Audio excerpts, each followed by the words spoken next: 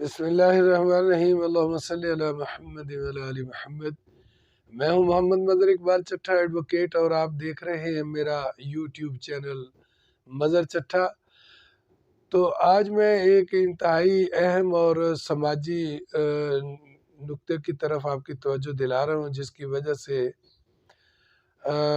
قوت برداشت ختم ہوتی جا رہی ہے اور لوگ اپنے معاملات کو خراب کر بیٹھتے ہیں۔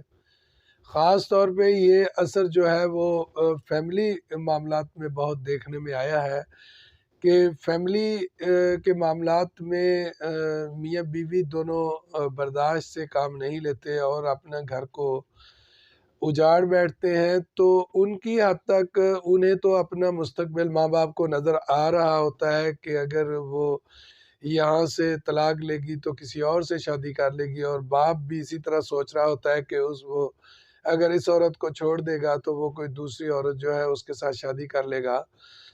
تو اس میں سب سے زیادہ نقصان جو ہے وہ ہوتا ہے بچوں کا۔ بچے سب سے زیادہ سفر کرتے ہیں۔ بچوں کو بیچاروں کو امتحان میں ڈال دیا جاتا ہے، بچے کس کے ساتھ رہیں۔ تو اس کے لیے پھر آئے روز عدالتوں میں 491 CRPC کے تحت جو ہے وہ ریٹس وغیرہ فائل ہوتی ہیں، اور اس میں عدالتیں بچوں کو برآمد کر کے پھر ان سے ان کی مرضی بھی پوچھتی ہیں، لیکن اکثر اوقات جو ہے وہ بچے جو ہیں وہ ماں کے حوالے کر دیے جاتے ہیں۔ لیکن ایک دو گراؤنڈز ایسی ہیں کہ جن پر ماں کے حوالے نہیں کیے جاتے، وہ بھی لڑکی کی صورت میں۔ اگر ماں نے دوسری شادی کر لی ہے تو اس میں ازیوم کر لیا جاتا ہے کہ ماں جو ہے وہ تو اس کی حقیقی ماں ہے، لیکن جو دوسرا جس شخص سے اس نے شادی کی ہے وہ اس بیٹی کے لیے نامحرم ہے۔ تو اس صورتحال میں عدالتیں جو ہیں ان کا خیال یہ ہوتا ہے کہ بچی جو ہے وہ باپ کے پاس زیادہ محفوظ ہے۔ اس کے علاوہ اکثر جو ہے زیادہ تر یہی ہوتا ہے کہ یہ عورت ہونے کا یہ ایک بڑا فائدہ جو ہے، بڑا ایج جو ہے وہ یہ ہے کہ موسٹلی فیصلے یہی کیے جاتے ہیں کہ ماں سے بچے جدا نہیں کیے جا سکتے۔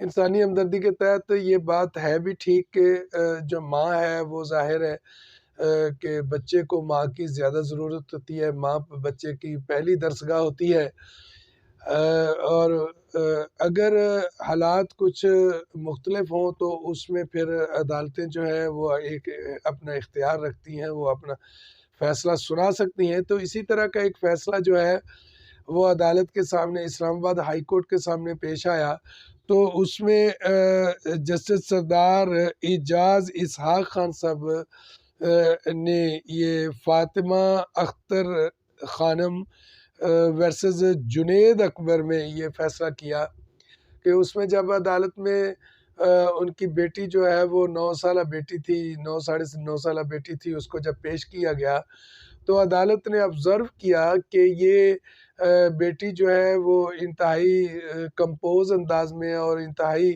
کانفیڈنس انداز میں وہ بچی باپ کے ساتھ رہنے کو ترجیح دے رہی ہے، اور باپ کے ساتھ وہ ہنستی کھیلتی ہے، اور باپ کے ساتھ اس کا جو ہے بڑا ایک فلیکسیبل اور بڑا جسے کہتے ہیں رشتہ ہے ایسا جس میں وہ باپ سے ہر بات کر سکتی ہے۔ اور عدالت نے جب یہ آبزرو کیا کہ وہ سمائلنگ فیس کے ساتھ باپ کے پاس موجود ہے تو وہ زیادہ کمفرٹیبل ہے باپ کے ساتھ رہنے میں، تو عدالت نے پھر جو فیصلہ دیا کہ بچی جو ہے وہ باپ کے حوالے ہونی چاہیے۔ تو محترمہ جو تھی ان کی طرف سے جو 491 میں بچے پروڈیوس کرنے کا جو حکم جاری ہوا تھا، وہ پٹیشن جو ہے وہ خارج کر دی گئی، اور بچے جو ہے بیٹی جو ہے وہ باپ کے حوالے کر دی گئی۔ تو یہاں یہ نکتہ وکلا کے لیے اور دیگر جو میرے سننے اور چاہنے والے ہیں ان کے لیے یہ عرض ہے کہ یہ ایک جو ایک عام طور پہ تاثر ہے کہ بچے جو ہے وہ ماں کو ہی ملیں گے، لیکن عدالت جو ہے وہ اپنی پاورز رکھتی ہے، اور اس پاورز کے تحت وہ وہ اپنی آبزرویشن کے تحت فیصلہ دے سکتی ہے۔ تو یہ کیس لا جو ہے اس کے لیے بڑی مثال ہے۔ تو یہ کیس لا آپ نوٹ کر لیں۔ آپ آئے روز جو ہے وہ عدالتوں میں وکلا اس معاملے میں پیش ہوتے ہیں، تو یہ کیس لا جو ہے تازہ ترین کیس لا ہے۔ یہ اپنا غالباً نومبر 2023 کے رسالے میں رپورٹ ہوا ہے۔ تو یہ کیس لا ہے جی، یہ لا نوٹس میں ہے۔